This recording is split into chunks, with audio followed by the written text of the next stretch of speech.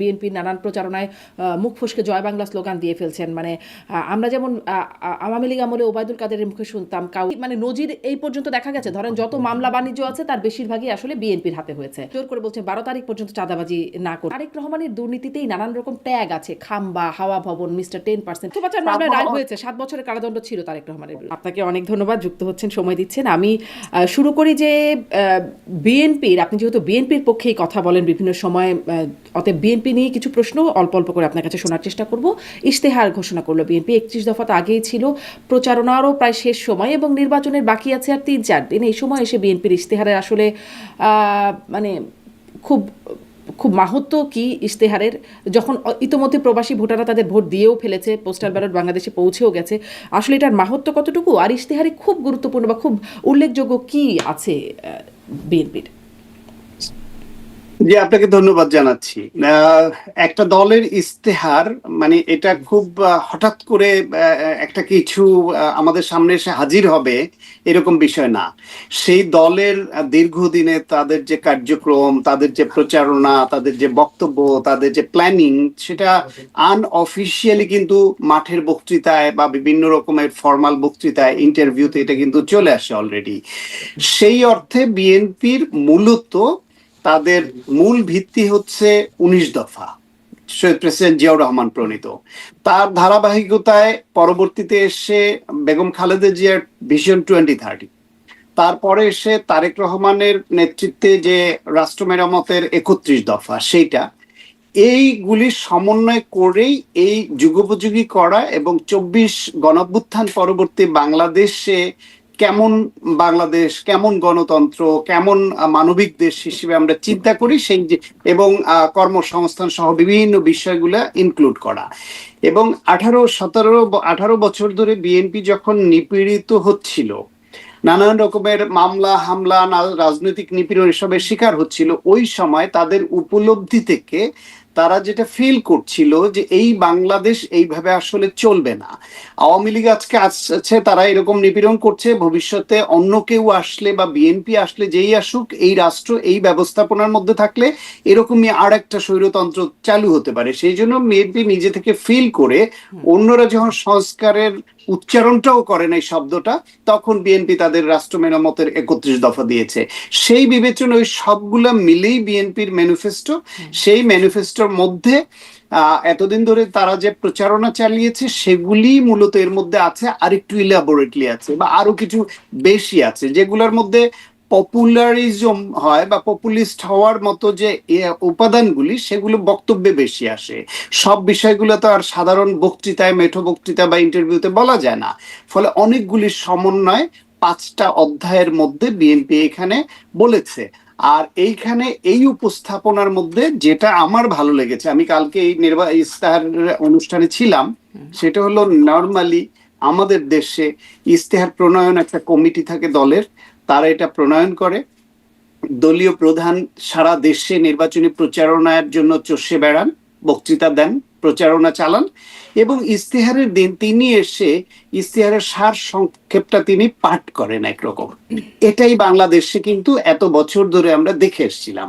তারেক রহমান কালকে যেটা করেছেন সেটা হচ্ছে তিনি এই ইস্তেহারটা পাঠ করেননি, বর্ণনা করেছেন, ব্যাখ্যা করেছেন, এবং তিনি বলেছেন যে যে এই ইস্তেহারে যা কিছু আছে 44 পৃষ্ঠার মধ্যে সবগুলোই তিনি ওন করেন, তার দল ওন করে, এবং সবগুলোই প্রয়োজনীয়। কিন্তু যে বিষয়গুলো তার বেশি ভালো লেগেছে এবং তিনি নিজে ফিল করেছেন ব্যক্তিগতভাবে যে এগুলো অবশ্যই হওয়া দরকার, সেগুলো তিনি জোর দিয়ে স্পন্টেনিয়াসলি ব্যাখ্যা করেছেন। এবং তার হওয়া দরকার সেগুলো নিয়ে আমি একটু দু একটা নিয়ে কথা বলবো, কারণ খুব গুরুত্বপূর্ণ। তিনি নিজেও বলছেন যে যেগুলো ছাড়া আসলে কিছুই বাস্তবায়ন হবে না, সেগুলো নিয়ে আসবো। কিন্তু আপনি বলছিলেন না যে এই 17 বছরের উপলব্ধি থেকে, মানে নির্যাতিত অবস্থায় থাকার যে একটা উপলব্ধি, সেই উপলব্ধিও এখানে আসলে কাজ করেছে।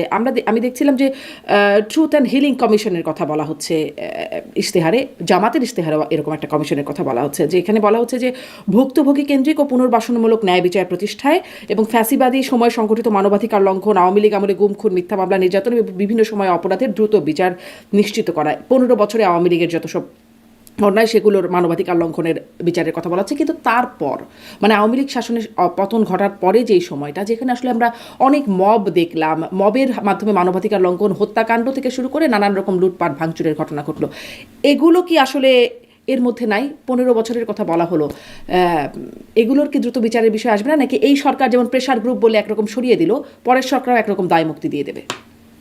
না, আপনি দুইটার যদি প্রেক্ষাপটকে এক করে দেখেন সেটা ঠিক হবে না। একটা হচ্ছে গিয়ে 16 বছর ধরে একটা ফ্যাসিবাদ কায়েম করে রাষ্ট্রীয় প্রচার, রাষ্ট্রীয় যন্ত্রগুলি ব্যবহার করে রাষ্ট্র পরিচালকরা যে ঘটনাগুলি ঘটিয়েছেন, গুম বলেন, আয়নাঘর বলেন, গুম করে হত্যা বলেন, অথবা এক্সট্রা জুডিশিয়াল কিলিং এর নামে প্রতিপক্ষকে হত্যাকাণ্ডের শিকার করা বলেন, সেটা ছিল এক ধরনের রাষ্ট্রীয় হত্যাকাণ্ড, যেটা সরকার পরিচালনায় যারা ছিলেন তারা ছিলেন অবৈধভাবে, এবং রাষ্ট্রীয় বাহিনী ব্যবহার করে স্টেট অ্যাপারেটাসের সমস্ত কিছুর ব্যবহার দিয়ে তারা এটা করেছেন, সর্বশেষ গণহত্যা চালিয়েছেন। সেটার যে অপরাধগত মাত্রা, আর পরের যেটা আপনি দেখছেন, এটা হচ্ছে দৈনন্দিন আইন শৃঙ্খলা পরিস্থিতির কারণে এই বাংলাদেশে এমন কোনো দিন পাবেন না স্বাধীনতার পরে যেদিন কোনো একটা খুন হয়নি, যেদিন কোনো একটা ধর্ষণ হয়নি। ফলে রেগুলার বেসিসে বাংলাদেশে গণপিটুনি দিয়ে হত্যা আগে ছিল না, এই মব আগে ছিল না। এগুলা হচ্ছে একটা সামাজিক সন্ত্রাস, এটা হচ্ছে একটা রাজনৈতিক সন্ত্রাস বিভিন্ন মাত্রা। আপনার কাছে মনে হয় যে এই সময় মানে এই গত এটা বিচার, এটা রেগুলার একটা না, অপরাধ, মানে না, রেগুলার বিশেষ হলো কিছু বিচার ঘটনা? হতে হবে। একটা দুইটার মাত্রাগত পার্থক্যটা আপনাকে বলি, নিশ্চয়ই আপনি নিশ্চয়ই বুঝতে মাত্রাগত পারবেন। পার্থক্য আপনি বলতেই একটা, পারবেন, না, বোঝাতেও না, না, পারবেন, আমি ডাক্তার সাহেব, আমি কিন্তু আমার বলছি, প্রশ্ন হচ্ছে যে হ্যাঁ, ওটার হবে, এগুলোর কি আপনারা না, না, না, আমলে আমি দেবেন না, মানে আপনাকে বলি, বিএনপি?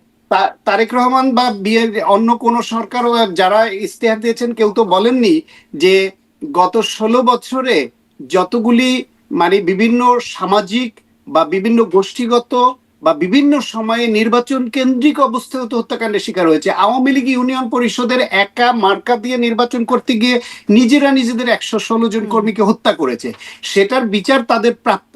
কিন্তু যে হত্যাকাণ্ড রাষ্ট্রীয় বাহিনী ব্যবহার করে একটা রাষ্ট্র পরিচালকরা ফ্যাসিবাদী শাসনকে পোক্ত করবার জন্য বিশেষ উদ্দেশ্যে করে অথবা গণহত্যা করে, সেইটার বিচারের যে গুরুত্ব, আর ওই সামাজিক সন্ত্রাস বা দৈনন্দিন যে আইন শৃঙ্খলার অবনতি, সেখানে যে সন্ত্রাস, দুইটা তো একমাত্রে আসে না। বিশেষ ট্রাইব্যুনাল কখন করে, দ্রুত বিচার আদালত কখন করে, যখন কোনো কিছু এইরকম বিশেষ গুরুত্বপূর্ণ হয়ে ওঠে। সুতরাং এই সময়ের মধ্যেও যেসব হত্যাকাণ্ড ঘটেছে, যেই যেসব অপরাধমূলক কর্মকাণ্ড ঘটেছে, যেই সব মব ভায়োলেন্স হয়েছে, সেইটা নিয়ে ভুক্তভোগীরা মামলা করেছে। সেই মামলা তদন্ত সাপেক্ষে সেগুলার রেগুলার বিচারিক প্রক্রিয়া, তার বিচার অবশ্যই হতে হবে। কারণ কোনো ভিকটিমই যেন বিচার প্রার্থীরা যেন বিচারহীনতার মধ্যে না পড়ে যায়, সেটা একটা আধুনিক রাষ্ট্র, একটা মানবিক রাষ্ট্র, জি। একটা আইনের শাসনের রাষ্ট্রে সেটা হতে হবে। কিন্তু এই সরকার যেমন যে একটা ইন্ডেমনিটি প্রতিশ্রুতি, দিয়েছে, এই সরকার যেমন ইন্ডেমনিটি দিয়েছে, সেটা অবশ্য জুলাই যোদ্ধাদের জন্য দিয়েছে, এবং বলা হচ্ছে যে রাজনৈতিক প্রতিরোধের কারণে ওই অভ্যুত্থানকালে সংঘটিত অপরাধের জন্য সেটা দিয়েছে। নির্দিষ্ট একটা সময়ের। কিন্তু কোন সময় সেটা কি বুঝতে পারছেন? কারণ আসিফ নজরুল যখন বলেছিলেন, মাননীয় আইন উপদেষ্টা, কিন্তু তিনি বলেছিলেন যে 31শে আগস্ট পর্যন্ত, কিন্তু অধ্যাদেশে এরকম কিছু উল্লেখ করা আছে বলে আমি দেখি নাই। মানে কোন সময় পর্যন্ত এই ইন্ডেমনিটি, সেটা কি বুঝতে পেরেছেন? আমি অধ্যাদেশটা আসলে টাইম উল্লেখ আছে কিনা এই মুহূর্তে আমার স্মরণে নাই, এটা দেখতে হবে আবার। তবে জুলাই যোদ্ধাদের জন্য তো অনন্তকালের ইন্ডেমনিটি দেওয়া যায় না। এইটা ওই আসিফ নজরুল যেটা বলেছেন, আমার ধারণা সেটা আইনে আছে, না থাকলে এটা ভুল আছে, এটা সংশোধন হবে। কারণ ওই নির্দিষ্ট, আপনি দেখেন যে আমি নিজে জুলাই গণ অভ্যুত্থানের সময় গ্রেফতার হয়েছিলাম, একটা মামলার আসামি আমি। এখন ওই মামলা থেকে আমাকে অব্যাহতি দিয়েছে। এখন আমি যদি আরো আগে বা আরো পরে কোনো অপরাধ করি, তাতে যদি মামলা হয়, সেটা আমি ওই জুলাই ভিকটিম বলে তো আমাকে সেখান থেকে এই রাষ্ট্র বিনা তদন্তে, বিনা বিচারে আমাকে অব্যাহতি দিতে পারে না। সুতরাং জুলাই যোদ্ধা হলেও তারা অনন্তকাল কোনো অপরাধ করলে শুধু ওই কারণে ছাড় পাবেন, এটা হতে পারে না। কিন্তু আসলে এবার মানে ইন্ডেমনিটির তো শুধুমাত্র ওই সময়কালের কথা বলা হচ্ছে, কিন্তু তারপরে দেখা যাচ্ছে জুলাই যোদ্ধাদের একটা বিশেষ অবস্থা, মানে আইন শৃঙ্খলা বাহিনীর কাছে তারা খুব একটা, তাদের অপরাধ খুব একটা যে আমলে না হয়, বা তাদের নামে যে খুব একটা মামলাও করা যায় তাও না। যেমন ধরেন যখন ওই যে আওয়ামী লীগের নেত্রী শাম্মী আক্তারের বাসায় চাঁদাবাজির ঘটনা ঘটলো, জুলাই যোদ্ধাদেরই কেউ কেউ গেলেন, তখন সরাসরি আসিফ মাহমুদ সজীব ভুঁইয়ার নাম উল্লেখ করেছিলেন, যিনি গ্রেপ্তার হয়েছেন, মানে একদম প্রত্যক্ষ যিনি ধরা হয়েছে যাকে, তিনি বলেছেন যে তার সহায়তা বা তার বিষয়টা আছে। কেউ কোনো তদন্ত করে নাই, কেউ কোনো সেটার জন্য কোনো মামলাও হয় নাই, কোনো আমলই নেওয়া হয় নাই, দুদকও কোনো রকম এটা নিয়ে কেউ আর কি কোনো রাষ্ট্রীয় কর্তৃপক্ষ এরকমটা করে না। যদি যদি এরকম কোনো আসামি বলে, সেটা আসামিরা নানান উদ্দেশ্যে নানান কারণে বলে, সেটা সত্যও হতে পারে, সেটা মিথ্যাও হতে পারে, সেটা তদন্ত করলে বের হয়ে আসবে। এখন সেই আসামিরা তো কারাগারে আছে, এটা বিচারের আওতায় আছে, সুতরাং তদন্ত হয়নি বলে যে তদন্ত হতে পারবে না এমন তো নয়। জি, মানে আপনি মনে করছেন যে আসলে বিএনপি যদি ক্ষমতায় আসে তখন এই সময়ের যে অপরাধগুলো আছে সেগুলো আসলে বিচারের মধ্যে পড়বে? কারণ আমরা আসলে দেখি কি, যেই সরকারের সময় অপরাধ, আমাদের বাস্তবতায় আমরা যত দেখে আসছি, সেই সরকার সেই আমলের বিচারগুলো করে না, পরের সরকার গিয়ে করে, এরকম আমরা দেখেছি। বা বিরোধী পক্ষে বাংলাদেশে খুব দুর্ভাগ্যজনকভাবে বাংলাদেশে এই ট্রেন্ড চলে।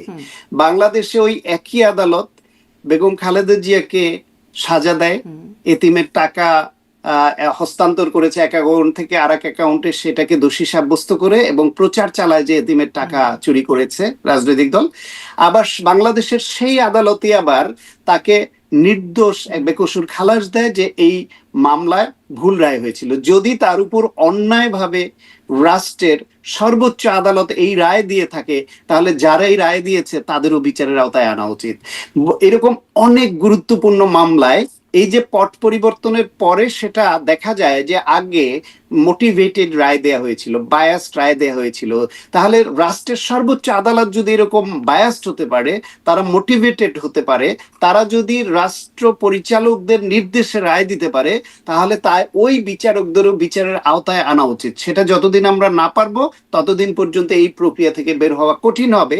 কারণ ওইটা হলেই কেবলমাত্র পরবর্তী সময়ে যারা বিচার বিভাগে দায়িত্বে থাকেন তারা ভাববেন যে আজকে আমি পদে আছি, কারো হুকুমদারি করে যদি আমি মিথ্যা মামলায় কাউকে এরকম আমি ভিকটিম করি, আমি তাকে যদি মিথ্যা রায় দিয়ে এইভাবে তার জীবন নষ্ট করি, তাহলে আমি পদ থেকে গেলে ভবিষ্যতে আমিও বিচারের আওতায় আসতে পারি।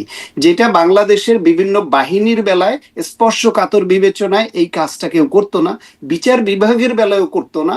আমি আরো স্পষ্ট করলে বলতে পারি যে যারা যখন ক্ষমতায় আসে তারা এই স্পর্শকাতর জায়গাগুলোর আগের অপরাধীদের ধরার জন্য, বিচারের আওতায় আনার জন্য হাত দেয় না। কারণ তারা মনে করে যে আমরা যদি ওটা করি তাহলে আমরা এখন কোনো এদেরকে অন্যায় নির্দেশ দিলে সেই নির্দেশ তো মানবে না।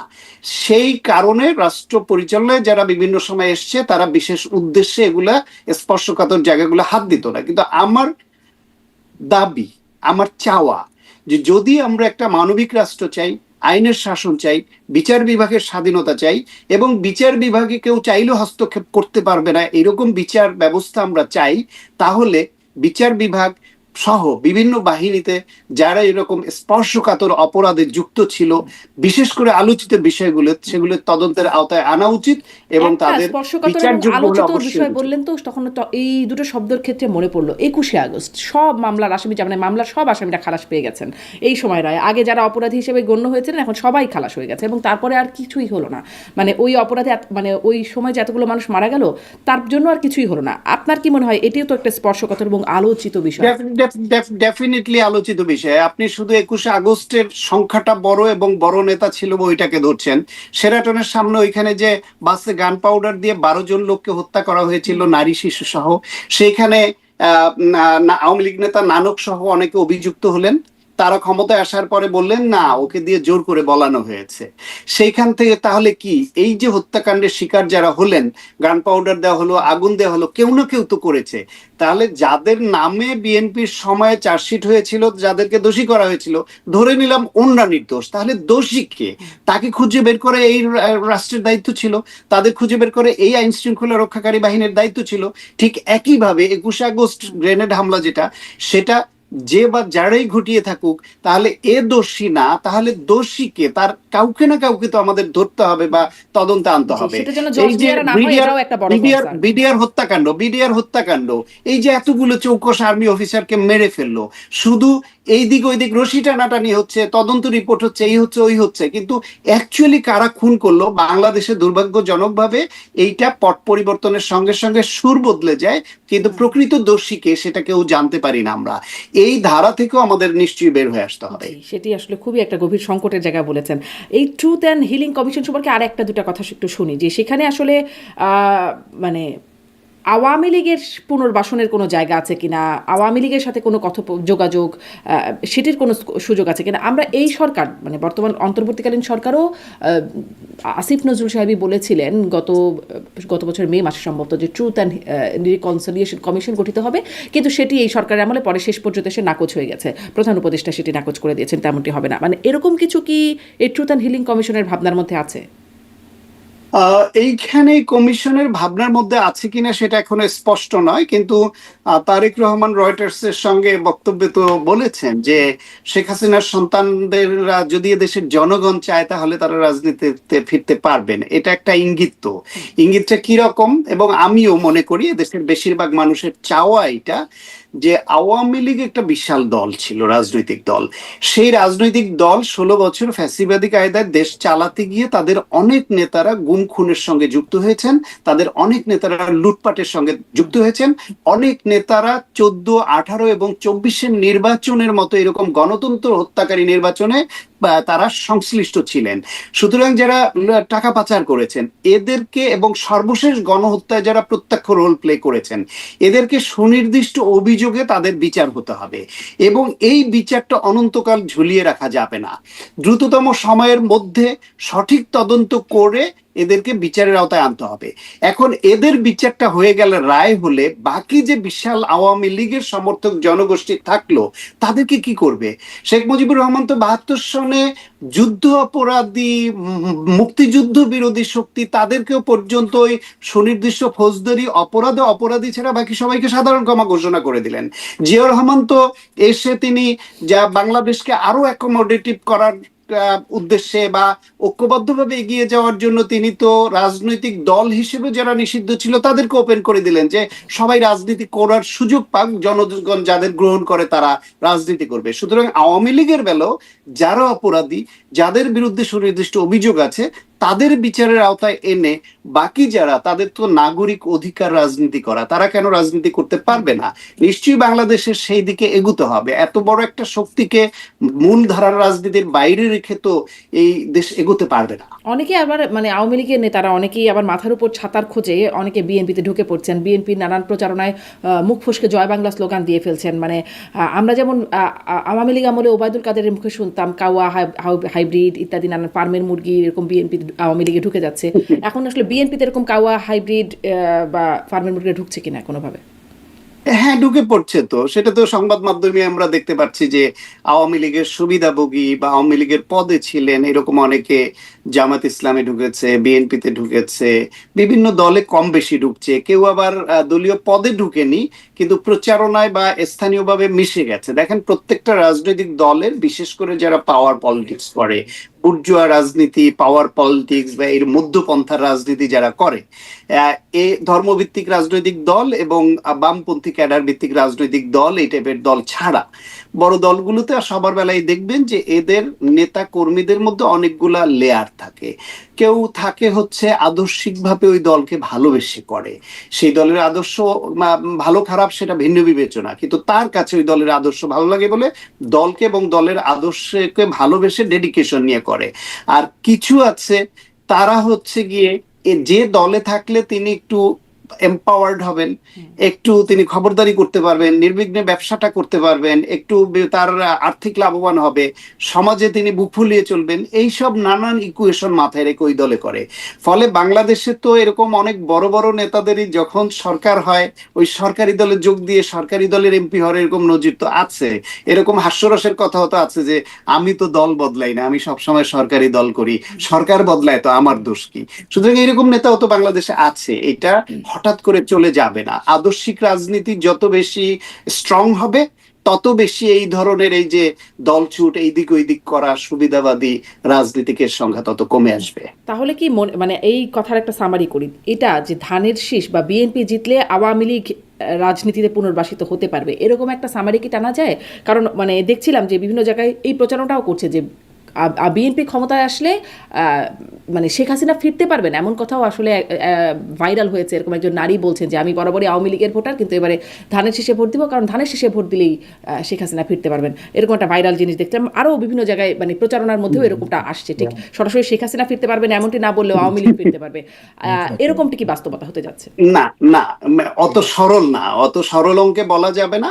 বিষয়টা এরকম যে শেখ হাসিনা সহ যারা অপরাধ করেছেন তারা বাংলাদেশে ফিরতে তো পারবেন, এখনো তো বাংলাদেশ তাদের চায়। এই সরকারও তো তাদেরকে চিঠি দিয়ে ইন্ডিয়ার কাছে শেখ হাসিনাকে ফেরত চেয়েছে, সুতরাং তিনি চাইলেই তো ফিরতে পারেন। বিএনপি আসলো নিশ্চয়ই ইন্ডিয়ার কাছে শেখ হাসিনাকে ফেরত চাইবে। চাইবে কেন? কারণ সঠিক তদন্তের মাধ্যমে তার তো এখানে আত্মপক্ষ সমর্থনের অধিকার আছে। তার আইনজীবীর মাধ্যমে তিনি আত্মপক্ষ সমর্থন করবেন, তিনি বিচারের মুখোমুখি হবেন এবং তিনি নির্দোষ প্রমাণিত হতে পারলে তিনি সেটা হবেন। আর যদি তিনি দোষী হন, তাকে তো দোষী হন, তাহলে তো অবশ্যই তাকে বিচারের মুখোমুখি হতে হবে এবং শাস্তি তাকে পেতে হবে। সুতরাং শুধু সে না, হচ্ছে মানে ধরেন বৈশ্বিক অঙ্গনে বা আন্তর্জাতিক বিভিন্ন সংস্থা বলছে যে বিচার প্রক্রিয়ায় গলদ আছে বা ট্রাইব্যুনালকে নিয়ে প্রশ্ন তুলছে, এটি দিয়ে এই বিচারটাই মানে ইনভ্যালিড হয়ে যাবে না তো? আপনার কি মনে হয় না, মনে আছে যে যুদ্ধ অপরাধীদের বিচার হয় যখন, তখন অনেক আন্তর্জাতিক সংস্থা, খুবই ওয়েল রেপুটেড সংস্থা এটা নিয়ে প্রশ্ন তুলেছিল, তারপর ওই বিচারটা কিন্তু হয়ে গেছে। এখন কি আপনি ওই বিচার ফেরত দিতে পারবেন? আর সুতরাং যা কার্যকর হয়েছে বাকিগুলো তো আবার ইনভ্যালিড হয়েই যাচ্ছে, তাই না? যারা হ্যাঁ, এখন এখন সেটা আন্তর্জাতিক সংস্থা তাদের মতামত তারা দিবে, কিন্তু একটা দেশের স্বাধীন সার্বভৌম দেশ, সেখানকার যে সরকার, তারা যদি মনে করে তাদের এখানে যে আইন, তাদের এখানে যে বিধি ব্যবস্থা যেটা করেছে সেই অনুসারে এটা ঠিক করেছে, সেটা তো আন্তর্জাতিক সংস্থাগুলো সেটা তো বাধা দিয়ে সেটা রুখতে পারবে না। এখন কিছু ত্রুটি থাকলে আমাদের প্রত্যাশা থাকবে অতীতে যেরকম বিনা বিচারে অথবা অন্যায়ভাবে ইন্টেনশনালি কাউকে ভিকটিম করা হয়েছে, এই সরকার এর আমলে যে বিষয় নিয়ে বিতর্ক উঠেছে, ভবিষ্যতে যারাই রাষ্ট্র পরিচালনার দায়িত্বে আসলো, হোপফুলি আমি আশা করি বিএনপি আসবে, তারা আসলে যেন তারা যেরকম ভিকটিম হয়েছেন, তারা যেরকম অন্যায়ের শিকার হয়েছেন, তাদের হাতেও যদি আবার অন্য কেউ একই অন্যায়ের শিকার হয়, তাহলে তো বুঝতে হবে তাদের ঠিক উপলব্ধিটা আসলো না। একজন একই অন্যায়ের শিকার হবে না, তার কি মানে নজির এই পর্যন্ত দেখা গেছে? ধরেন যত মামলা বাণিজ্য আছে তার বেশিরভাগই আসলে বিএনপির হাতে হয়েছে। মানে আওয়ামী লীগের ছোট চুনাপুটি বড় সড়ো যারা আছেন, এমনকি বাসার কর্মচারী, তাদের নামেও মামলা অনেক এসে গেছে এবং মামলা বাণিজ্যের সাথে বিএনপির নামটা খুব বড় করে আসে, সবচেয়ে বেশিভাবে আসে। সেরকম চাঁদাবাজির জায়গায় বিএনপির নামই আসছে এবং বিরোধী পক্ষ একদম প্রচারণায় স্পষ্টভাবে চাঁদাবাজির বিষয়টা বলছে। মানে নজির কি এটা স্থাপন করতে পারলো যে যেটা শিকার বিএনপি হয়েছে সেটা বিএনপি করবে না? আচ্ছা আচ্ছা আচ্ছা, বল, আপনি ভালো কথা বলেছেন, ভালো প্রসঙ্গ তুলেছেন। এইটা জামায়াত ইসলাম এবং বিএনপির প্রতিপক্ষ তারা সবাই এই প্রসঙ্গটা তুলে সামনে।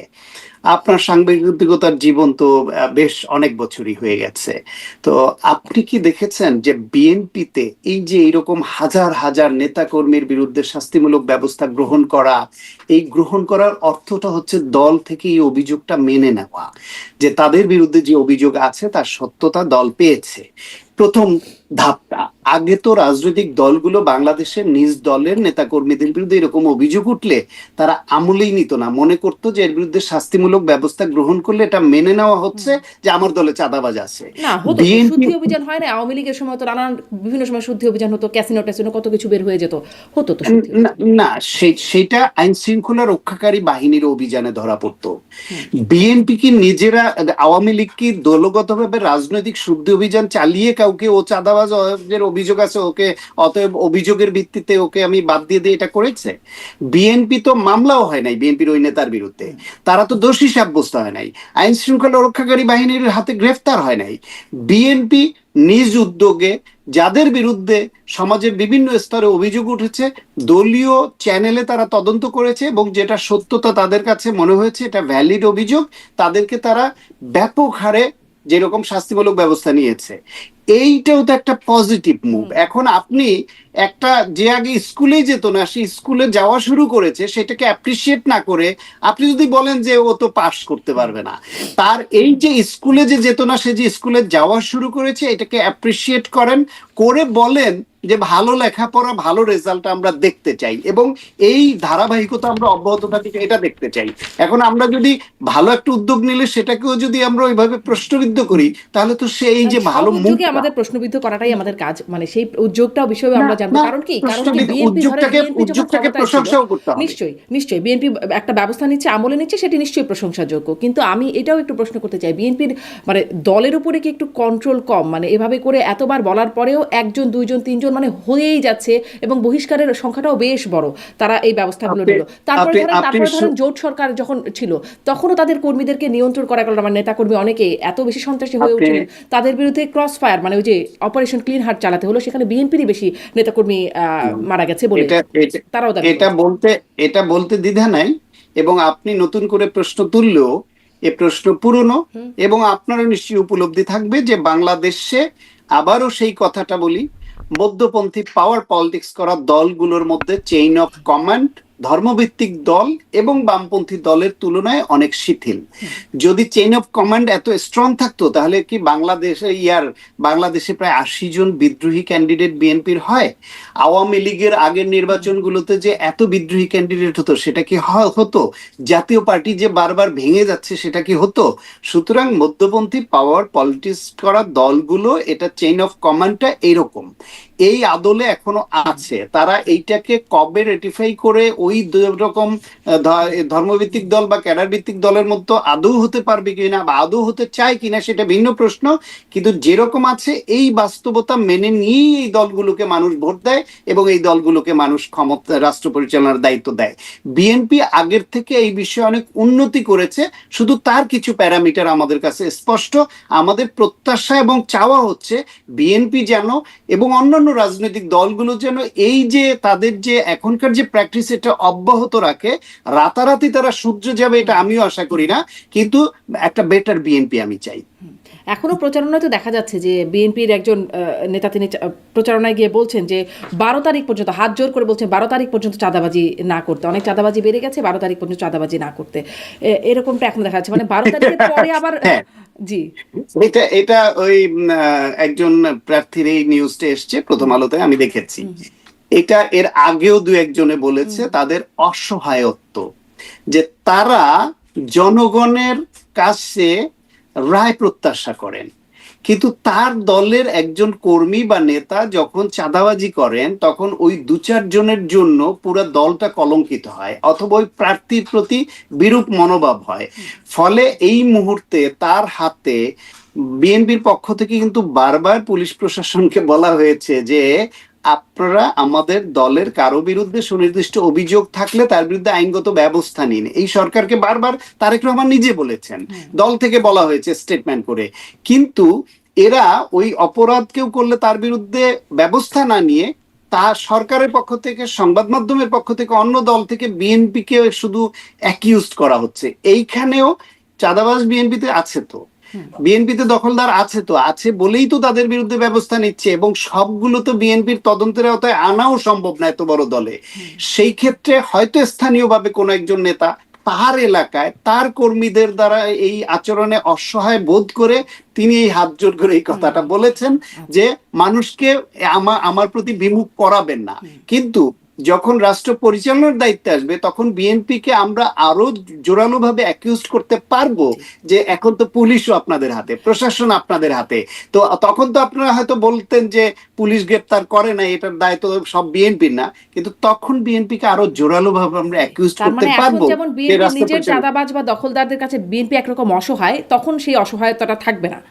কোথাও কোথাও কোথাও কোথাও কোনো কোনো কর্মীর কাছে এই অসহায় বোধ আছে, কারণ এটা সব দলীয় ব্যবস্থাপনায় এইভাবে ব্যবস্থা নিয়ে কোথাও কোথাও হয়তো পারছে না। কিন্তু যখন রাষ্ট্র পরিচালনার দায়িত্বে বিএনপি আসবে, তখন বিএনপি যদি সত্যি সত্যি তারা যেটা বলছে, তার যে অঙ্গীকার করছে, এবং এই প্রতিশ্রুতিকে তারা বলছে রাষ্ট্রের সঙ্গে নাগরিকের বা জনগণের চুক্তি, সেই চুক্তি যদি তারা বাস্তবায়ন করতে চায়, তাহলে তো তখন তাদের দলীয় নেতা কর্মীর এইরকম চাঁদাবাজ, দখল বা কোনো অপরাধে যুক্ত হলে সেই ব্যবস্থাটা নেওয়া তাদের অবশ্য কর্তব্য হয়ে দাঁড়াবে, এবং তখন যদি সেই ব্যবস্থা না নেয়, এখনকার এই প্রতিশ্রুতি নিয়ে আমরা বিএনপিকে অবশ্যই ধরতে জি পারবো। জি মানে আর একটা ইশতেহারের খুবই গুরুত্বপূর্ণ বিষয় যেই বিষয়গুলো ছাড়া কিছু বাস্তবায়ন করা যাবে না বলে জনাব তারেক রহমানই বলছেন যে দুর্নীতি দমনের বিষয়ে তিনি বিশেষ গুরুত্ব দিচ্ছেন। এবং কিন্তু সমস্যা হচ্ছে যে এই দুর্নীতি নিয়েই আবারও বিরোধী পক্ষের প্রচারণার কথা বলি। প্রচারণার বড় একটা জায়গা, অভিযোগ আক্রমণের বড় একটা জায়গা হচ্ছে দুর্নীতি। সেখানে আর ঠিক শীর্ষ নেতা মানে তারেক রহমানের দুর্নীতিতেই নানান রকম ট্যাগ আছে, খাম্বা, হাওয়া ভবন, মিস্টার 10% ইত্যাদি নানান রকম ট্যাগ কিন্তু আছে। সেগুলো থেকে মুক্ত হয়ে আসলে মানে এই এই এই যে প্রচারণাটা সেটি খুব ভালে পানি পাবে। মার্কিনেরাও কিন্তু এখনো পর্যন্ত মানে তখন সেই তার বার্তায় যে ফাঁস হওয়া বিষয়, সেখানে নানান রকম নেতিবাচক বিশেষণ বিশেষায়িত করা হয়েছিল জনাব তারেক রহমানকে। এখনও দেখা যায় অনানুষ্ঠানিক বক্তব্যে ওই যে সেই ফাঁস হওয়া বক্তব্যের কথা বলছি, ওয়াশিংটন পোস্টেও যেটা নিয়ে খবর হয়েছে, সেখানেও বিএনপি নিয়ে একটুখানি কথা আছে, সেইটুকুতেই বলা হচ্ছে দুর্নীতি এবং অভ্যন্তরীণ কোন্দলে তারা নিজেরাই মানে এটাকেই সমস্যা হিসাবে দেখছে বিএনপির। এই অবস্থায় আসলে বিএনপির দুর্নীতি বিরোধী প্রচারণা খুব ভালে পানি পাচ্ছে। আচ্ছা, হালিপারি পাচ্ছে না বলে আপনার কেন মনে হচ্ছে সেটা আমি জানি না, কারণ হচ্ছে পাচ্ছে কিনা না, আসলে আপনার আমি বলছি আপনাকে, তারেক রহমানকে নিয়ে যে অভিযোগ, সেটা যে খুব ভ্যালিড অভিযোগ ছিল না, সেটা তো আমরা শুধু যদি এটুকু দেখি যে আওয়ামী লীগ সরকার 16 বছর প্লাস ক্ষমতায় থেকে এবং যে 111 সরকার 2 বছর ক্ষমতায় থেকে তারা মাইক্রোস্কোপিক ফাইন্ডিংস গুলা পর্যন্ত অ্যাকুমুলেট করবার চেষ্টা করেছে, সেই অবস্থায় তারা কোনোভাবে তারেক রহমানের প্রত্যক্ষ কোনো দুর্নীতির এমন কোনো এভিডেন্স জাতির সামনে হাজির করতে পারেনি, যেটা দ্বারা মনে হয় যে তারেক রহমান রাষ্ট্রের ব্যাপক অর্থ সম্পদ দুর্নীতি করে এই পাচার করেছেন বা এই সম্পদ করেছেন বা এইখানে তার এই সম্পৃক্ততা ছিল। সেই রকম কোনো এভিডেন্স আপনার হাতে বা আমাদের হাতে এই আওয়ামী লীগ সরকার রাজনৈতিক নেতার দিতে বিরুদ্ধে, শীর্ষ পেরেছে? নেতাদের বিরুদ্ধে এমন কোনো অভিযোগ কি কখনো একদম প্রমাণিত মাইক্রোস্কোপিক বিষয় দিয়ে একদম নির্ভেজালভাবে প্রমাণিত আছে? 111 সরকার আসার পরে শেখ হাসিনার নামে দুর্নীতির নাম মামলা হয়েছিল খালেদা জিয়ার থেকে 3 গুণ বেশি। এখন যত পরবর্তীতে সেটা শেখ হাসিনা ক্ষমতায় আসলো, সব উঠে গেল। খালেদা জিয়ার নামে ছিল 5টা মামলা, সেই মামলা 36টা হয়ে গেল। এইটা ক্ষমতার পরিবর্তনের পরে হলো। এখন শেখ হাসিনাকে যদি আমাদের দুর্নীতিবাজ বলতে হয়, তাহলে পরবর্তী সরকার যারা আসবে তাদেরকে অবশ্যই, ইতিমধ্যেই শেখ হাসিনা কিছু দুর্নীতির তদন্ত রিপোর্ট সামনে আসছে, সব আমরা দেখছি, সেই রিপোর্টগুলো স্বচ্ছতার সঙ্গে আমাদের সামনে হাজির করতে হবে যে শেখ হাসিনা এবং তার পরিবার এই করেছেন। ইতিমধ্যে তাদের যে প্রভাব খাটিয়ে জমি নেওয়া সেটা আমরা দেখেছি, প্লট নেওয়া দেখেছি, বাগানবাড়ি করা দেখেছি, তাদের নামে কিভাবে কিভাবে অর্থ সম্পদ বাড়িয়েছেন সেটা দেখেছি। যদি এটা আরো বড় কোনো এরকম টাকা পাচার, তার ছেলেকে নিয়ে এরকম চাউর আছে যে আমেরিকা প্রচুর টাকা পাচার হয়েছে, চাউর ছিল মানে বিএনপি আমলে শীর্ষ নেতাদের বিরুদ্ধে বহু চাউর ছিল। ওকে ফাইন, আওয়ামী লীগ আমলেও এটা নিয়ে আরো বেশি অনেক বড় গল্প আচ্ছা, হয়েছে। সেই চাউরটার প্রমাণ না হওয়া পর্যন্ত কি আপনি জয়কে দুর্নীতিবাজ বলবেন, বলতে পারবেন? আচ্ছা, তাহলে বলতে আপনি পারবো অভিযোগ তুলতে পারবেন, মানে আমরা বলতে অভিযোগ পারবো তুলতে না। পারবেন, অভিযোগ তুলতে পারবেন, কিন্তু 18 বছর 20 বছর যে ঘটনায় চলে গেছে এবং প্রতিপক্ষ প্রমাণ করতে পারেনি, সুতরাং তাহলে আপনি তাকে এখন দুর্নীতিবাজ এই তকমাটা তার গায়ে লাগাবেন কি করে, বা এটা মানুষকে বিশ্বাস করাবেন কি করে? এটা যে রাজনৈতিক প্রচারণা নয়। পরে এসে আবার মামলা মানে সব কারা প্রমাণ করেছিল বলেন তো, বলেন তো টাকা পাচারের মামলায় রায় হয়েছিল না? কোথায় কোথায় টাকা পাচারের মামলা প্রমাণ করেছে বলেন তো, কোন মামলাটায়? অর্থ পাচারের মামলায় তো তারেক রহমানের কোনটা বলেন তো, কোন মামলাটায়? আপনি বললে আমি একটু গুগল করে আপনাকে একদম বলতে পারি। একটু গুগল করে দেখান তো কোন অর্থ পাচারের মামলায় তার নামে হয়েছিল, কত টাকা পাচার ছিল, কোথায়? অত বিস্তারিত এখন দেখতে গেলে তো আমাকে একটু সময় নিতে হবে এতক্ষণ। তাহলে আপনি প্রস্তুতিটা নিয়ে আসবেন, পরবর্তীতে আপনার সঙ্গে আমি আরো বসবো, আবারও বসবো, আপনি প্রস্তুতিটা নিয়ে আসবেন যে তারেক রহমানের বিরুদ্ধে কোন মামলায় সাজা দিয়েছে, যেটা ওই টাকা পাচার বা দুর্নীতি বা হাওয়া ভবন কেন্দ্রিক যে দুর্নীতি, হাওয়া ভবনের যে এইভাবে একটা পোট্রে করা হয়েছিল, আর এরা যে 16 বছরের গোটা বাংলাদেশকে হাওয়া ভবন বানিয়ে ফেলেছিল, ওই হাওয়া ভবনের হাওয়া তুলে তুলে তা হাওয়া ভবনের একটা দুর্নীতির প্রমাণ তারা সামনে আনতে পেরেছে। অর্থ পাচার বা মানি লন্ডারিং অভিযোগে বিএনপির ভারপ্রাপ্ত চেয়ারম্যান তারেক রহমান এবং ব্যবসায়ী গিয়াসউদ্দিন আল মামুন, তাদের সাজা হয়েছিল 7 বছরের কারাদণ্ড হয়েছিল। কত টাকা কোন দেশে পাচার করেছে দেখেন তো? সেটির বিস্তারিত অবশ্যই এই প্রতিবেদনে নাই, তবে নিশ্চয়ই মামলার কোথায় রায় আছে? হয়েছে। আপনি দেখেছেন শুধু একটা ওই যে সাপ্লিমেন্টারি কার্ড, তাদের যে ক্রেডিট কার্ড, সেই কার্ডের একটা সাপ্লিমেন্টারি কার্ড, যেটা গিয়াসউদ্দিন আল মামুনের একটা কার্ড ছিল, সেই কার্ড সংক্রান্ত একটা বিষয়ে কত টাকা সেটা? জি, আপনি কোটি টাকার নিচের একটা সামান্য বিষয় নিয়ে আপনি ওইভাবে মিথ্যা একটা সাপ্লিমেন্টারি কার্ড দিয়ে সে ব্যবহার করেছে, এটাকে বানিয়েছিল। আর সেইখানে আপনার এই হাওয়া ভবন এবং সব নিয়ে আপনি হাজার কোটি শত কোটি টাকার গল্প ছড়িয়েছেন, এবং সেটাও সত্যতা কতখানি সেটা এখন আবার পুনঃ তদন্ত হলে বোঝা যাবে। রাষ্ট্র ক্ষমতায় যখন থাকে তখন 16 বছর ধরে চেষ্টা করে একটা সাপ্লিমেন্টারি কার্ড ব্যবহারের, বিদেশে গিয়ে খরচ করেছে বা কি করেছে, সেই সেই একটা ক্ষুদ্র জিনিস বের করেছেন। আর একটা মামলায় তার মানে আমি আপনার সাথে এখানে খুব দ্বিমত করার কিছু নাই, মানে আছে এরকম হয়েছে, কিন্তু এবং রায়ও যে সব সঠিক হয়েছে সেটাও হয়তো বলার সুযোগ নাই, কিন্তু মানে একইভাবে আমি বলছিলাম আর কোনো রায় হয়নি তারেক রহমানের বিরুদ্ধে দুর্নীতিতে, আর কোনো রায় তার বিরুদ্ধে হলো গিয়ে ধরেন 21 কোটি টাকার হামলা। অর্থ পাচার মামলায় রায় হয়েছে, 7 বছরের কারাদণ্ড ছিল তারেক রহমানের বিরুদ্ধে। কোনটায়? এই যে অর্থ পাচারের মামলায়, অর্থ পাচার মানি লন্ডারিং আইনে করা মামলায় 7 বছরের কারাদণ্ড হয়েছিল। 7 বছরের কারাদণ্ড হয়েছে বললেন আপনি? কত খালেদা জিয়ার নামে আপনি সারা জীবন ধরে উদাহরণ দিতে পারবেন যে হ্যাঁ, এতিমের টাকা চুরি এবং দুর্নীতির দায়ে তার বিরুদ্ধে তো 10 বছরের সাজা হয়েছিল, প্রথমে 5 বছর দিয়ে 5 বছর বাড়িয়েছে। সেই টাকাটা আপনি, এতিমের টাকা সে চুরি করলো কি করে? এক অ্যাকাউন্ট থেকে আরেকটা অ্যাকাউন্টে তার প্রফিট বেশি বলে সেখানে হস্তান্তর করেছে। প্রক্রিয়াগত ত্রুটি হয়ে থাকলে সেটা নিয়ে করতে পারে। ওইখান থেকে 1 টাকা সে খরচ করে নাই, 1 টাকা তুলে নেয় নাই, গচ্ছিত আছে টাকা। তার নিজের হাজবেন্ডের নামে একটা অরফানেজ ট্রাস্ট, সেই টাকা সে চুরি করে নিয়ে গেছে, সেটা দিয়ে সাজা দিয়ে দিলেন। আর ওই সাজার রেফারেন্স দিয়ে আপনি এখন বলতে পারবেন আমার আসলে উদ্দেশ্য এটা না যে তারেক রহমান বা বেগম জিয়ার আমলে কি দুর্নীতি হয়েছে বা দুর্নীতি তারা করেছেন কিনা। আপনি বলছিলেন যে প্রমাণ করতে পারেন না, আমি আসলে প্রমাণ করতে পারেন না, প্রমাণ করতে পারেন না। এখানে কথা বলতে চাই যে এখনো ধরেন যারা বিচার হচ্ছে সেগুলো যদি পরে গিয়ে বলে প্রমাণ করতে পারেন না। হ্যাঁ, আদালতের ওই সাপ্লিমেন্টারি একটা কার্ডের একটা সামান্য বিষয় দিয়ে একটা রায় দিয়েছে, তাতেই তো প্রমাণ হয় না। খালেদা জিয়ার নামে 10 বছরের সাজা দিয়েছে, সেটা দিয়ে তো প্রমাণ হয় না। আমরা তো তখনও বলেছি যে এটা টাকা এক অ্যাকাউন্ট থেকে আরেক অ্যাকাউন্টে হস্তান্তর হয়েছে, টাকা পুরোটাই আছে, 1 টাকা খরচ হয়নি, সেটা সুদে আসলে বেড়ে 3 গুণ হয়েছে। তাকে রাজনৈতিকভাবে রায় দেওয়া হয়েছে। এখন ওই রায়ের কারণে যদি কেউ এখন উদাহরণ এনে বলে যে খালেদা জিয়ার নামে তো এই রায় হয়েছিল, তার 10 বছরের সাজা হয়েছিল, সুতরাং এটা তো প্রমাণিত। আপনি ওই রকম একটা রায় হলে প্রমাণিত না। তারপরে দেখেন টাকার অ্যামাউন্ট এত খুঁজে কিছুই না পেয়ে কোন ঠুনকো জায়গায় গিয়ে একটা সাপ্লিমেন্টারি কার্ড ইস্যু করে সাজা দিয়েছে। তাহলে হাওয়া ভবনের যে কোটি কোটি হাজার কোটি টাকার গল্প ভেবেছিলেন, সেগুলো কোথায়? খাম্বা নামে যে তাকে যে পোট্রে করেছিলেন, সেই খাম্বার টাকাটা কোথায়? টাকাটা দেন তাকে এখন। তাহলে মানে ধরেন এটি তো শুধু আওয়ামী লীগের আমলে বা আওয়ামী লীগের করে না, যুক্তরাষ্ট্র এই বিষয়গুলো বলে তাদের। যুক্তরাষ্ট্র এখন যে এখানে যুক্তরাষ্ট্রের একজন কূটনীতিক জামাতকে নিয়ে যেই স্টেটমেন্ট করেছে, আপনার কি মনে হয় বাংলাদেশের বাস্তবতা এটা? বাংলাদেশের জামাত ইসলাম এখানে ক্ষমতায় চলে আসবে, বিরাট কিছু হয়ে গেছে, এটা আপনার মনে হয়? 12 তারিখ ইলেকশন হোক, রেজাল্ট দেখলেই তো বুঝবেন।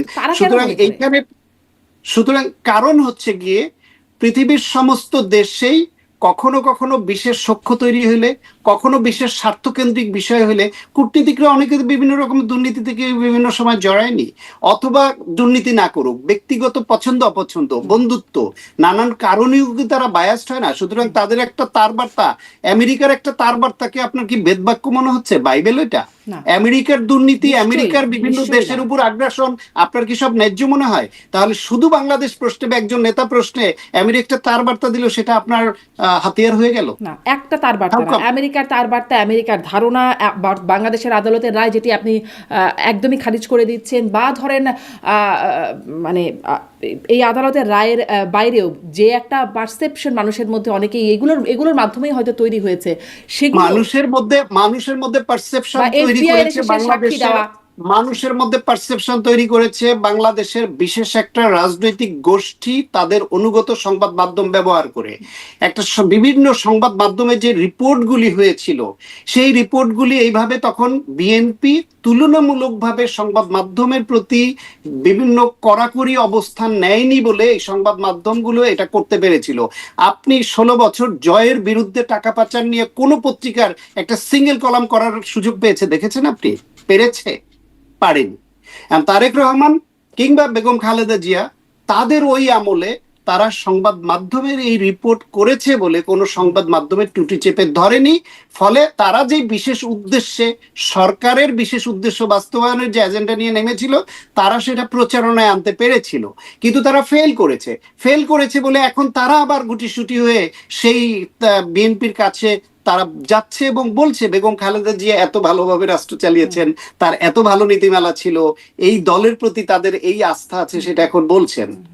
তাহলে হ্যাঁ, তাদেরকে এখন এটাই খুবই অদ্ভুত ব্যাপার। মানে যখন আওয়ামী লীগ ক্ষমতায় ছিল তখন তারা তাদের আগের দোষ, যেটা ভুল হয়ে গেছিল আওয়ামী লীগের নামে এরকম সেরকমটা বলে তারা আসছে, এখন আবার মানে বিএনপির দিকে যাচ্ছে। এটাই একটা ক্যারেক্টার।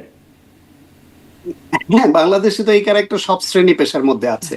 বাংলাদেশে আপনি ডাক্তার, ইঞ্জিনিয়ার, কৃষিবিদ, শিক্ষক, সাংবাদিক, বিভিন্ন পেশাজীবী, এমনকি প্রশাসনে এই সাংবাদিকদের মধ্যে আপনি যা দেখেন, কোথায় আপনি এরকম স্বচ্ছতার সঙ্গে সবাই দেশ, রাজনীতি, নীতি নৈতিকতা এটা নিয়ে চলছে, তো সেখানে আপনি শুধুমাত্র একজন ব্যক্তি বা একটা দলকে প্রশ্নবিদ্ধ করা বিষয়গুলা বেশি বেশি আপনারা আলোচনায় আনছেন। আপনি আওয়ামী লীগ আজকে পতিত, তারপরও আওয়ামী লীগ নিয়ে আপনারা বলতে পারছেন না সেই হারে। আওয়ামী লীগ ক্ষমতায় থাকতে তো বলেনই নাই, বেশিরভাগ সংবাদ মাধ্যম এটা বলার সাহসই দেখায় নাই। বিদেশে যারা ছিল তারা কিছুটা সুযোগ নিয়ে বলেছে। আমরা এখানে গুটি কয়েক লোক ভয়ে ভয়ে রাতে গিয়ে টকশোতে কিছু কথা বলতাম, এই তো। না, আওয়ামী লীগের আমলেও আওয়ামী লীগের এসালামের দুর্নীতি, বড় বড় দুর্নীতির খবরগুলো কিন্তু কিছু কিছু হলেও বের হতো, একদমই যে কিছুই হতো না। আমরা না তখনও না, জেনেছি, একদম তখনও একদম জেনেছি একদম ছাত্রলীগের কার বাসায় 100 কোটি না কত কোটি টাকা তখনও উদ্ধার করা হতো। মানে তখনও আমরা এগুলো না। জানতাম যেগুলো ঘটনাগুলো ঘটছে। হ্যাঁ, না, এটা হতো কিভাবে, এটা তখনও আমরা বলতাম। একটা পাহাড় থেকে একটা নুড়ি পাথর ছিটকে পড়তো। নুড়ি পাথরটা ছিটকে পড়তো কখন? পাহাড়ে পাহাড়ে যখন সংঘর্ষ হতো, শুধু তখন। দুর্নীতিবাজ বা তাদের ভেতরের লোকদের মধ্যে যখন ভাগ বাটোয়ারা নিয়ে সমস্যা হতো বা ঐক্যের ঘাটতি ঘটতো, তখন একজনের বিরুদ্ধে একজন সংবাদ মাধ্যমের কোন অংশকে ওটুকু দিয়ে দিত, সেটা ছিল একটা পাহাড়ের একটা নুড়ি পাথরের সমান। এসালামের লক্ষ কোটি পাচারের কথাও কিন্তু সেই আমলেই এসেছিল। মানে তখনই আমরা জেনেছিলাম যে এরকম একটা ঘটনা ঘটছে। হ্যাঁ, ব্যবসায়িক দ্বন্দ্ব থেকে এক ব্যবসায়িক গোষ্ঠীর বিরুদ্ধে আরেক ব্যবসায়িক গোষ্ঠী এরকম দিয়েছে, কিন্তু আপনি শেখ রেহানা, শেখ হাসিনা, জয়, পুতুল, কিংবা তার পুতুলের এক্স হাজবেন্ড, কিংবা তাদের ওই যে আত্মীয় স্বজন, তাদের বিরুদ্ধে কয়টা দুর্নীতির খবর আপনি প্রকাশ এখন আবার করতে যেগুলো পেরেছিলেন? আসছে দেখা যাচ্ছে টিউলিপের বিরুদ্ধে, যেরকম যে শেখ হাসিনাকে প্রভাব খাটিয়ে তার উপরে জোর করে তিনি প্লট আদায়ের কথা বলে, তার জন্য শাস্তিরও বিষয় হয়ে যাচ্ছে, যেটি খুবই মানে হাস্যকর বলে বিশ্লেষকরা বিশ্লেষণ করছেন। আমাদের অনুষ্ঠানেও আপনারাও হয়তো এই বিষয়ে কথা বলেছেন। মানে এখন আবার এরকমও তো ঘটনা ঘটছে। না, প্রেসার করে বাংলাদেশে এখন করা হচ্ছে, এরকম অভিযোগটা কে করছে? ওই যারা অভিযুক্ত, যারা এখন অভিযুক্ত তারা করছে। না, মানে আদালতে আইনজীবী বললেন না, সেটা তো খুব ভাইরাল ঘটনা ঘটলো যে টিউলিপকে যখন মানে ওই প্রভাব খাটিয়ে প্লট নেওয়ার ঘটনায় বলা হলো, তখন মানে টিউলিপ প্রভাব খাটিয়েছেন শেখ হাসিনার উপরে, এটা নিয়ে অনেক, এবং কিভাবে প্রভাব খাটিয়েছেন সেটার না কোনো প্রমাণ খুব একটা আসছিল না। মানে না, এটা প্রভাব খাটানো নয়, এটা প্রভাব বলতে সম্পর্কের প্রভাব, এটা ক্ষমতার প্রভাব নয়। দুই বোনের মধ্যে যে বাংলাদেশের পাওয়ার ভাগাভাগি, একজনের টাকা নিবে একজনের পদ নিবে, এটা তো চাউর ছিল আগে থেকেই, যে একই বাবার দুই সন্তান উত্তরাধিকার সূত্রে একজন বিদেশে থেকে তিনি টাকার ভাগ নিবেন, আর এখানে মন্ত্রী এমপির কোটা নিবেন, আর আরেকজন চেয়ারে থাকবেন। এই আন্ডারস্ট্যান্ডিং এই তো দুই বোন রাষ্ট্রটাকে ধ্বংস করেছে। এবং তার মধ্যে এক বোনের সন্তান যিনি, তিনি আবার শেখ হাসিনার দুর্দিনে ইন্টারন্যাশনাল সাপোর্ট, ইউকের সাপোর্ট, রাশিয়ার সাপোর্ট, বিভিন্ন ব্যবসায় ডিল করে এগুলো করেছেন, সেগুলো তো অপ্রকাশিত নয়। জি, মানে আমি এখানেই বলছিলাম যে সবকিছু প্রকাশ হয়, কিন্তু আবার ক্ষমতার পরিবর্তনে গিয়ে ওই প্রকাশটা মাইক্রোস্কোপিক ভাবে প্রকাশিত মানে প্রমাণিত হয় হ্যাঁ, না, এই বিষয়গুলো চলে সেখানেই আসে। আমি বলছি, এটি একটা সেখানেই আমি দুর্ভাগ্যজনক। বলছি সেখানেই আমি বলছি তারেক রহমানের বিরুদ্ধে হাওয়া ভবনকে যেইভাবে একটা মিথ তৈরি করা হয়েছিল হাওয়া ভবনকে নিয়ে, সেই হাওয়া ভবন কেন্দ্রিক একটা দুর্নীতিও 111 সরকার বা আওয়ামী লীগ 16 বছরে প্রমাণ করতে ব্যর্থ হলো কেন, সেই প্রশ্নটা আওয়ামী লীগকে কোনোদিন কেউ করেনি। এবং এরকম মিথ যেন আর না থাকে, যেগুলো প্রমাণিত হয়, যেগুলো সত্যিই যেন প্রমাণিত হয়, খুব চাই আমরা, কিন্তু সেরকমটা আসলে হয়ে ওঠে না। আসি আরেকটা বিষয়, যে বিএনপির প্রচারণায় প্রতিপক্ষকে আক্রমণ তো একটা রাজনৈতিক প্রচারণার একটা কালচার আমাদের। সেখানে যেমন আমি বলছিলাম যে জামাত এখন বিএনপিকে দুর্নীতি নিয়ে বিভিন্ন সময় আক্রমণ বা অভিযোগ তুলে আসছে, আর বিএনপির পক্ষ থেকে অভিযোগ তোলা হচ্ছে সেই মুক্তিযুদ্ধে জামাতের ভূমিকা নিয়ে। অবশ্য জামাত এখন বলছে তারা ক্ষমতায় গেলে সঠিক ইতিহাস তুলে ধরবে মুক্তিযুদ্ধের, এটিও একটা আলোচনার বিষয়। তো এখন যখন বিএনপি দায়ী করছে, তখন আবার ওই যে তারা ওটা বলছে যে সঙ্গে যখন ছিলাম তখন তো এই বিষয়গুলো বলা হয় না, তখন কি ৭১-এর ভূমিকা ছিল না। এবং আমার অনুষ্ঠানেও বলছিলেন জামাতের একজন নেতা যে খোদ বেগম জিয়া বলেছিলেন যে তারা মুক্তিযুদ্ধ বিরোধী, মানে স্বাধীনতা বিরোধী নন যখন যুদ্ধাপরাধের বিচারগুলো চলছিল। এখন আসলে এই বিষয়টা বলে বিএনপি কি আরো বিপাকে পড়ছে, নাকি মানে খুব কার্যকর কিছু হচ্ছে? একটা প্রথমে মোটা দাগে একটা জিনিস বলি, সেটা হলো বাংলাদেশের রাজনীতি কখনোই দৃঢ় নৈতিক বা নীতি নৈতিকতার ভিত্তির উপর দাঁড়ায়নি। বাংলাদেশের রাজনীতি সবসময় থেকেছে স্বার্থের ইকুয়েশনে বন্দী। স্বার্থের ইকুয়েশনের কারণেই শেখ মুজিবুর রহমান জাসদকে হত্যা করে, স্বার্থের ইকুয়েশনের কারণেই তিনি যুদ্ধ অপরাধীদেরকে সাধারণ ক্ষমা ঘোষণা করেন।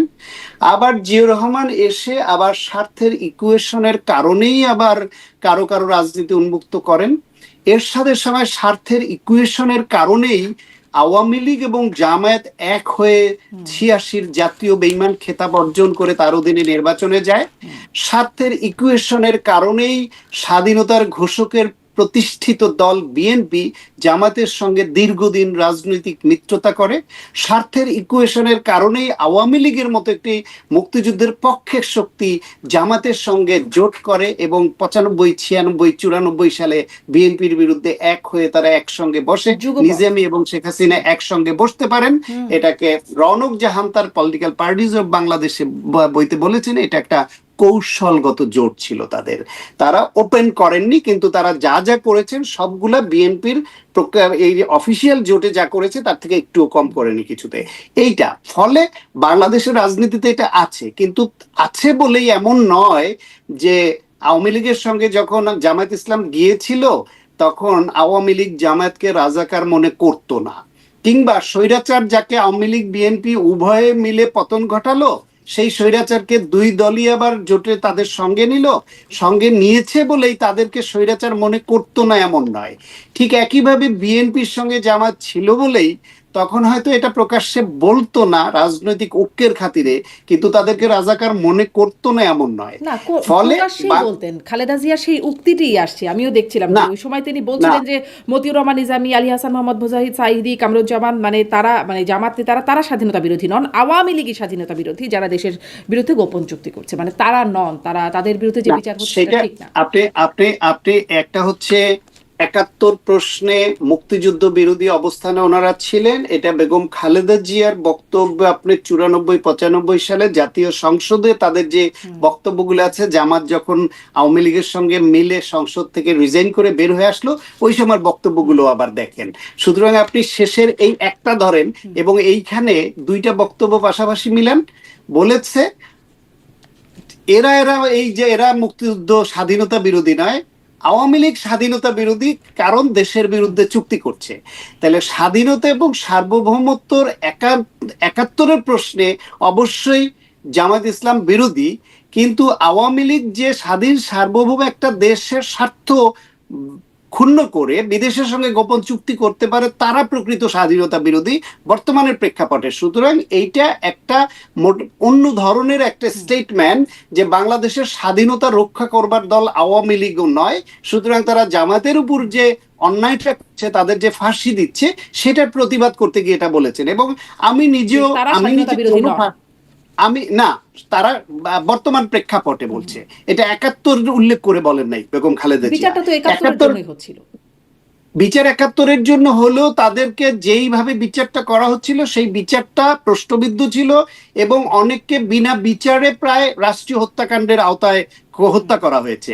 কাদের মোল্লার রায় হয়ে গেল, রায় হয়ে যাওয়ার পরে একটা মব তৈরি করে বাধ্য করে আইন পরিবর্তন করে তারপর ফাঁসি দেয়া হলো। সুতরাং সেগুলো তো রাষ্ট্রীয় হত্যাকাণ্ড ছিল, সেই প্রতিবাদ তো করতে হবে। এখন এক একজনের ভাষা এক এক রকম হবে। আপনি ওই একটা বিষয় নিয়ে আপনি খালেদা জিয়ার এই বিষয় নিয়ে এই যে জামায়াত যে দায় মুক্তি পেয়ে যাবে, এটাও তো কোনো কথা না। আর খালেদা জিয়া যা বলছেন, সারা জীবনে যা কিছু বলেছেন রাজনৈতিক বক্তব্য, তার প্রতিটাই যে সহি হয়ে যাবে এমন ভাবারও তো কোনো কারণ ওই নাই। যে তিনি আপনি তো মানুষ, বলছিলেন ওই তিনি তো কথাটা খুবই রাজনীতিবিদ। গুরুত্বপূর্ণ, কৌশলগত কারণে আসলে আমাদের দলগুলো কি কি করেছে, যেটি বলা হয় সঙ্গে থাকলে সঙ্গী, না থাকলে জঙ্গি, এই বিষয়টাও একরকম ওই ওই ওই এটার মধ্যে হ্যাঁ, পড়েই যায়। জি, ডেফিনেটলি। একদম শেষে একটা প্রশ্ন মানে করতে চাই যে ওসমান হাদির বিচারের দাবিতে এখন মানে যে ঘটনাগুলো ঘটলো বা ঘটছে, আরও কর্মসূচি আছে, ইনকিলাব মঞ্চের, যমুনা ঘেরাও, সেখানে পুলিশের সাথে সংঘর্ষ, এবং তারা বলছে নির্বাচনের আগেই প্রশাসনের এরকম ভূমিকা, তাহলে নির্বাচন তারা কীভাবে করবে এই প্রশাসন, এরকম প্রশ্ন তুলে রাখছে, এবং সামনে আরও কর্মসূচি তারা দিচ্ছে। এই যে এই ঘটনাগুলো ঠিক নির্বাচনের 2-1 দিন আগে বা 2-3 দিন আগে এই ধরনের ঘটনা ঘটছে, আসলে নির্বাচন কোনোভাবে মানে ভণ্ডুল হবার কোনো শঙ্কা কি আর আছে মানে এর মধ্যে দিয়ে দেখেন? আর অ্যাকচুয়ালি এরকম কোনো আকাঙ্ক্ষা থাকলেও সেটা সম্ভব হবে না, সেটা পারবে না। তাদের দুটো লক্ষ্য থাকতে পারে। একটা প্রাথমিক লক্ষ্য ছিল, সেটা হচ্ছে বিএনপির নির্বাচনী ইস্তেহার যেদিন প্রকাশ হবে, অনুষ্ঠানটা হবে, সেই দিন সংবাদ মাধ্যম সহ জনগণের দৃষ্টিকে এই দিকে যে ফোকাসড হতো সেটাকে সরিয়ে নেওয়া। সেই দিক থেকে তারা কিছুটা হলেও সফল হয়েছেন, কারণ সংবাদ মাধ্যম বিভিন্ন জায়গায় নির্বাচন এই বিএনপির ইস্তেহারের আলোচনাটাকে মূল ফোকাল পয়েন্ট থেকে সরাতে না পারলেও অনেকখানি ছোট করে এনেছে। তারা ওইখানকার সংঘর্ষের বিষয়টাকে প্রায়োরিটি দিতে হয়েছে, সেটা সংবাদ প্রকাশ্যে, প্রচারে, রাজনৈতিক টকশোর আলোচনায়, সব জায়গায়। সুতরাং এটা তারা একদিক থেকে করেছে, এটা একটা প্রাথমিক একটা উদ্দেশ্য হতে পারে। এবং এই ব্যাপারে ইনফ্লুয়েন্স এসছে দেশের বিদেশ বাইরে থেকে, আর ব্যবহার করেছে দেশের একটা রাজনৈতিক গোষ্ঠী। দ্বিতীয় যেটা, এইটার দ্বারা মানুষের দৃষ্টি এই দিকে সরিয়ে রেখে নির্বাচনী কোনো ইঞ্জিনিয়ারিং এর কোনো বিষয়ে কোনো গোষ্ঠী বিশেষ কোনো তৎপরতা চালাতে চায় কিনা, ষড়যন্ত্র করতে চায় কিনা, সেরকম ইঙ্গিত কেউ কেউ দিচ্ছেন, সন্দেহ করছেন। সেটা একটা হতে পারে। তৃতীয় যেটা, সেটা হচ্ছে এর কোনোটা সফল না হলে যদি নিশ্চিতভাবে তারা যে প্রধান বিরোধী দল হতে চায় এবং শক্তিশালী প্রধান বিরোধী দল, যেটা গণতন্ত্র আসলে দরকারও, যেহেতু আওয়ামী লীগ নাই, অন্য রাজনৈতিক দল নাই, বিএনপি রাষ্ট্র পরিচালনার দায়িত্ব পেলে একটা কার্যকর বিরোধী দল তো লাগবে, এবং সেই কার্যকর বিরোধী দল যেন একটা শক্ত বিরোধী দল হয়, এটা কিন্তু আমিও চাই। সেই ক্ষেত্রে এই মুহূর্তে তো জামাতের বিকল্প নাই, কিন্তু জামাত একটার পর একটা এমন ব্লান্ডার করেছে নারী ইস্যুতে, এই ঢাকা 17 কেন্দ্র করে প্রার্থীর যে আর্মিদের নিয়ে যে বাজে কথা বলা, জাল সিল, জাল ব্যালট নিয়ে তাদের নেতা ধরা পড়া, তারপর হচ্ছে কি এই যে মুক্তিযুদ্ধের নতুন ইতিহাস তৈরি করা, উই রিভোল্ট অলিয়াহাত বলেছে, এবং তারা কি রাজাকাররা নাকি বাংলাদেশের সঠিক ইতিহাস লিখবে মুক্তিযুদ্ধের, এগুলো মানুষ ভালোভাবে গ্রহণ করছে না।